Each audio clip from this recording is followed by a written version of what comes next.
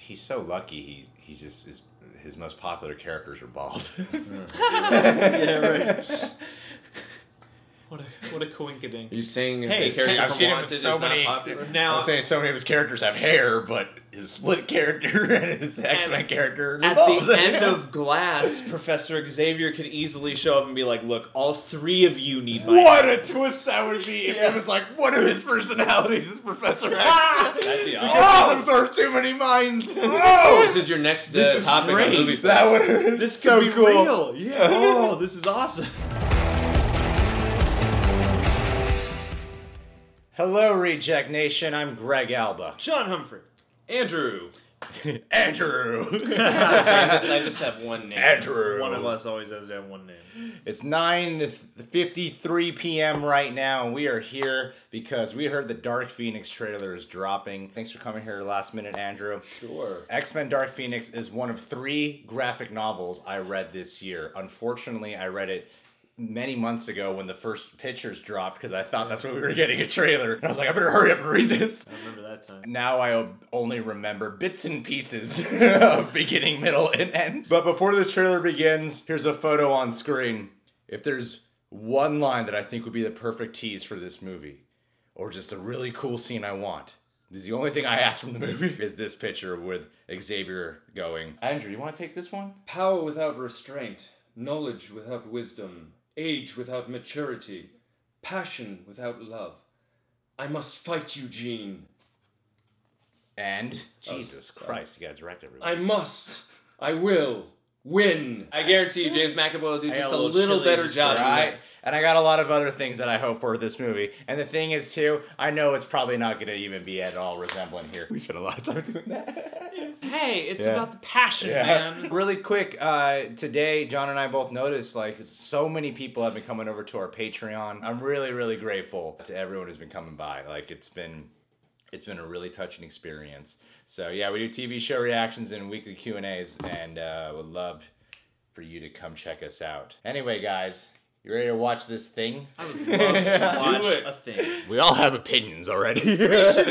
Reshoots. It's been a while since an X-Men movie. You think you can fix me?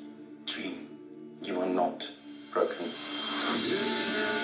Empowerment. He looked kind of weird there. He looked kind of weird. Mind is a fragile thing. Takes only the slightest tap to tip it in the wrong direction. Like gravity. Charles, what did you do? I had to keep her stable. I protected her. From the truth? It's like real Jean Grey origins. Oh, wow. Okay. Oh. There's another word for that. She's not wearing blue makeup. Oh, Shocking. She's a new Wolverine in this discussion. I came looking for answers. You feel like you don't belong here. You don't. They can't begin to comprehend what you are. She's changing. Wow, What? You didn't come here looking for answers. You came here looking for permission. Jean. Oh, yeah. She's all rage. yeah, I'm digging this, guys. Yeah. It's all coming out at once. Jean lost control, but she's still our friend. This is your fault, Charles. The world is on the brink. I'm sorry. I didn't stop it sooner. You're always sorry, Charles. And there's always a speech. And nobody cares. Thank you. Don't do this. Their rights to Looks feel. like a comic book. Dude, this looks like a comic book, yeah? I'm looking at it now.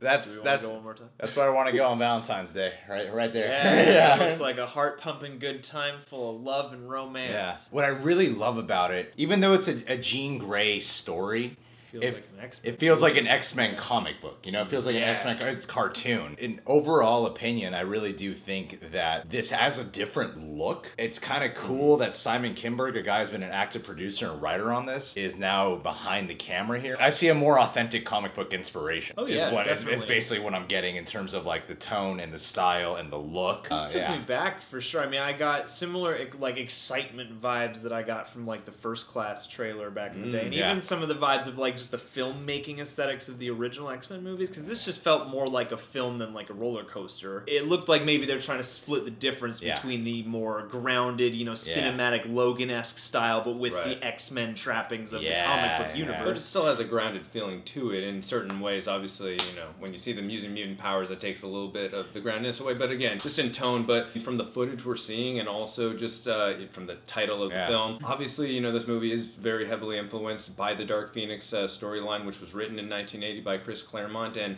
what happens in that storyline is, you know, Jean Grey is exposed to the deadly radiation of a solar flare, and she merges with the Phoenix, and the Phoenix is basically the immortal manifestation of the universal force of life and power. And when she gets when she merges, she becomes the Dark Phoenix, and her power level is just incredible when she becomes the Dark Phoenix. Like, she still retains the ability to use telekinesis and telepathy, but at much higher and stronger levels now when she's the Dark Phoenix. She can also fly at supersonic speeds, and she can also rearrange the molecular structure of matter. Now, what happens in the comics, Professor Xavier, like, to try and control, and not control her, but to keep her more like going dark and even crazy, and to keep her more on the fence rather, you know, from using her powers in the wrong way, he kind of builds psychic circuit breakers in her mind, but just over time it just becomes less and less effective. And I think they're kind of utilizing that in what I'm seeing in this trailer, because that's a very important entity to me, just that relationship between Professor Xavier and Jean Grey. And regardless of what you think of X-Men Apocalypse or Sophie Turner's performance as Jean Grey in that film, one thing I thought that movie nailed was their chemistry and their relationship. And I found myself giving a shit and really being emotionally invested in those characters, and just really being interested in like how much more this relationship is going to evolve to what I don't want to see happen, even though it's going to be incredible. Just I'm really hoping they utilize the psychic circuit breakers portion of it, because obviously it looks like he fails in what he's trying to do to keep her mind at bay or control her, to protect her. Just like X-Men 3. Yeah, exactly. But I mean, obviously we see later in the trailer where Beast is blaming Charles for, you know, her going,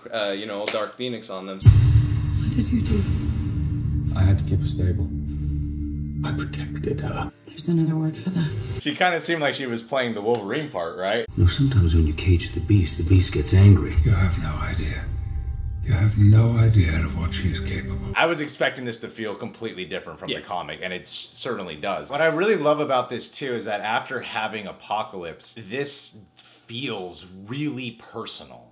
It feels like everything involved is about the characters. It's not just about, there's a big threat out there that's endangering mutants. Well, and this seems like there's something at stake for each character involved, too. Yeah, Dark Phoenix is such a threat, but they can't just kill her because it's Jean, right, you know? Right. I think one other thing that I'm really looking forward to this movie is the psychological level of what they're all dealing with and going through. Like, again, as you just pointed out, it's someone that's close to them, and you know, then when they're playing the blame game, I like that kind of human drama and emotion. Like, that's when I get really invested, and I find that stuff interesting. So you can count on Michael Fassbender for that one.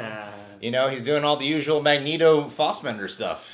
Nobody cares. He's screaming, he's crying, you know? And he's great at it. He's always my favorite, you know? I guess that's the thing, like, you know, the main takeaway I got from this trailer was, like, X-Men to me has always occupied its own lane kind of as a superhero franchise, and Apocalypse kind of overstepped that line for me. So to come back to this, I'm like, cool, this looks unique, it looks like its own thing, and it looks like it has the potential to be both a satisfying comic book movie and a film. I do completely agree with you, because I just wasn't sure what the direction of this movie would be, you know? And especially with all the news about reshoots and retooling. Seeing the direction of the movie, because I didn't know, like, is this just gonna be like Sophie Turner, the movie? You know? How's the ensemble gonna feel in here? I like how it actually feels really contained. Like, there's just little snippets of moments that reminded me of the show. Towards the end of the trailer, when they're in costume and they're in a neighborhood. Like, they're with the people. They're trying to protect the people in the neighborhood. When I heard Jessica Chastain was in this, I was like, okay, is she gonna be like the real villain of the movie? With this, Dark Phoenix is the threat. You know? That's what went wrong with X-Men 3. It was like there's a bunch of shit going on, and then there's a Dark Phoenix thing going on too, you know? That should be the main focus of the story. And it feels like, no, this whole thing is about Dark Phoenix, and that's what got me most excited.